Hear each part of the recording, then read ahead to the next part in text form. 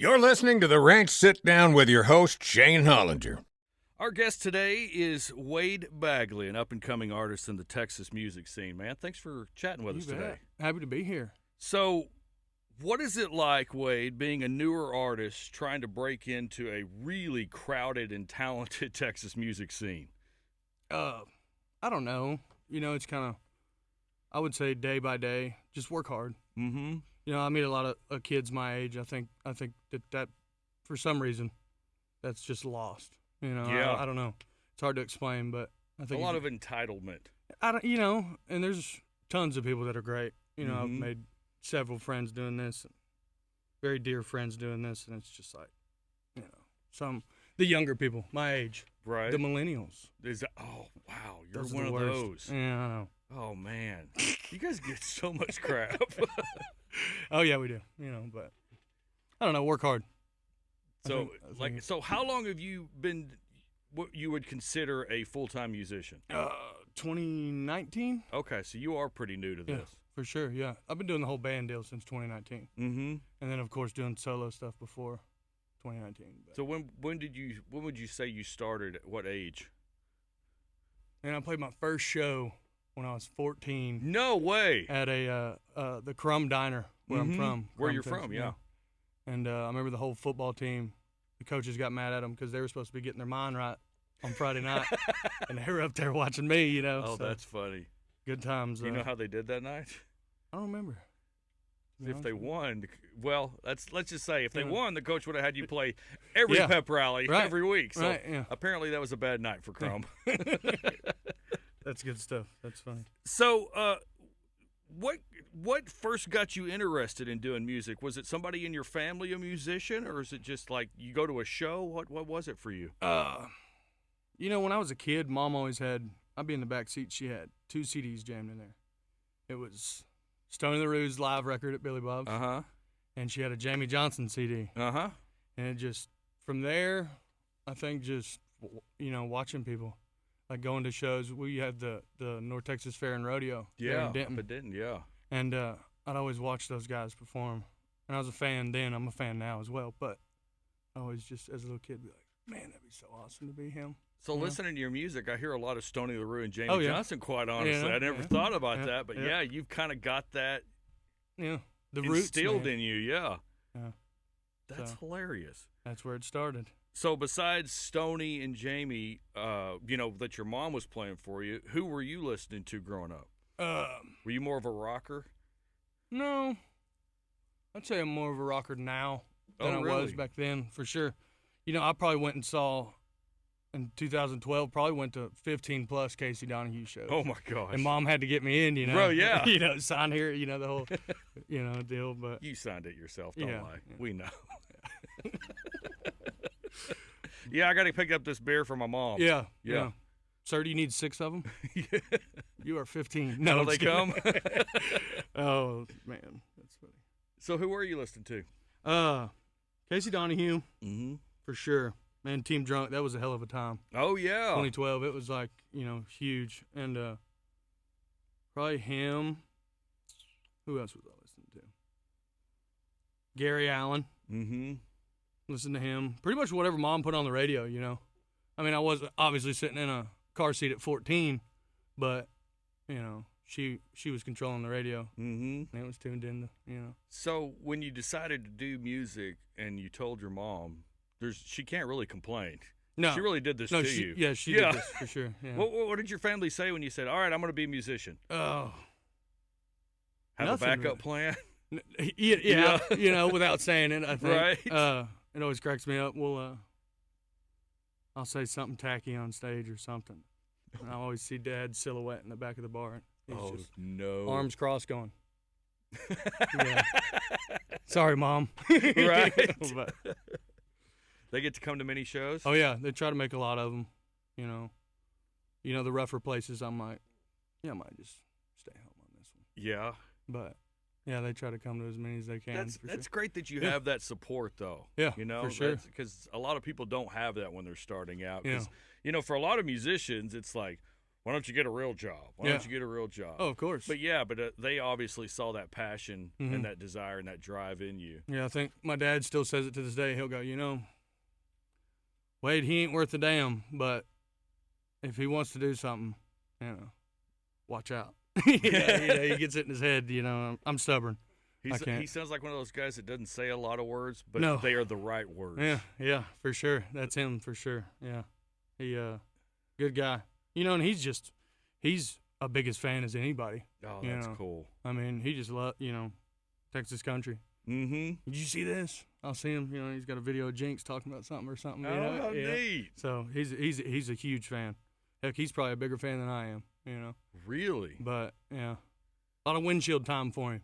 Oh yeah. So he's a what else is he? Farmer? Yeah, he farms. Yeah. He spends a lot of time in a tractor. Oh yeah, or driving somewhere. Man, we got a lot of listeners that listen to us in tractors. I hear that all the time. For sure. Which is great. Now that you say that, I like being the only radio station in some of these areas. Yeah. It's perfect. It's like anywhere with AC and a radio.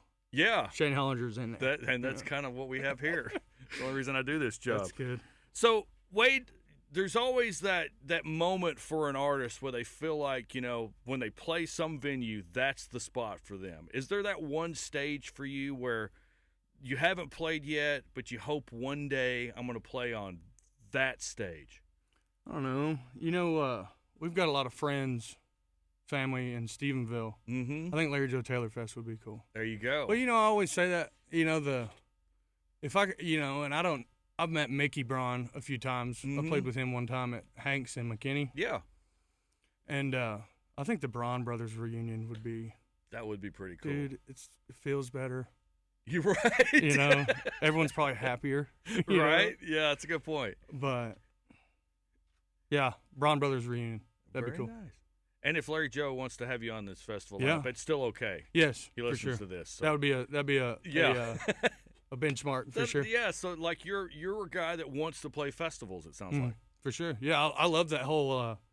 We don't get to do it very often, and I'm lazy. These venues, they'll be like, "Can you get here at 2 p.m.?" and it's outdoor. Oh, and you're like, "Lady, it's 102 out. Right? Like we're gonna be dead by showtime, you know." Right? And that festival style, that throw and go. Yeah. Throw your crap up there and start. No sound check. I love that. My bandmates don't. It's but more exciting for Yeah, you. there's a risk. That's awesome. Something might mess up. So, yeah. Festivals. So, you brought your guitar. Yeah. How about you play us a song? Okay, I'll play you one. Wade Bagley, what are you going to play? I'm going to play a song off that EP. I wrote this song about my hometown, Krum, Texas. Uh-huh. It's called Fine. All right. Like this.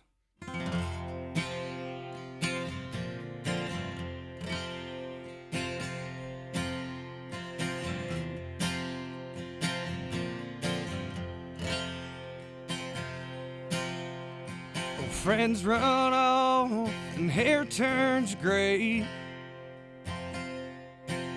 and y'all are leaving town. I'm here to stay. But you said, boy, won't you call me up if you're rolling out west in one big old rush. Must have told myself at least 1,000 times that she ain't coming back, that I'll do fine.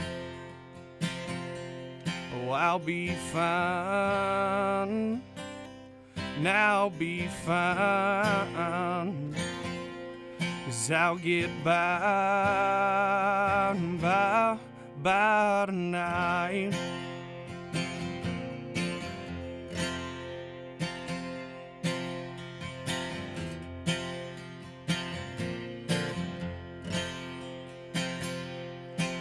I never wanted it less, I never needed this more. Between a goodbye kiss and that slam front door. Yeah, I'd buy you the world, but I'm too damn poor.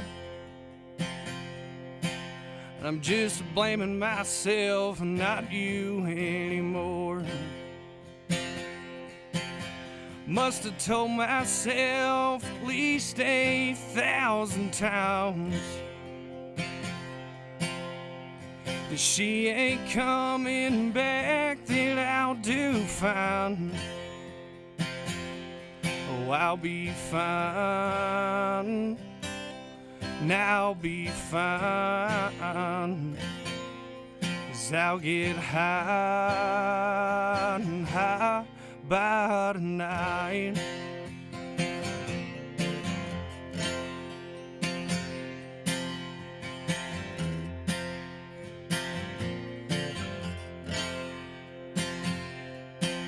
I never wanted it less, I never needed this more. Between a goodbye kiss and that slammed front door.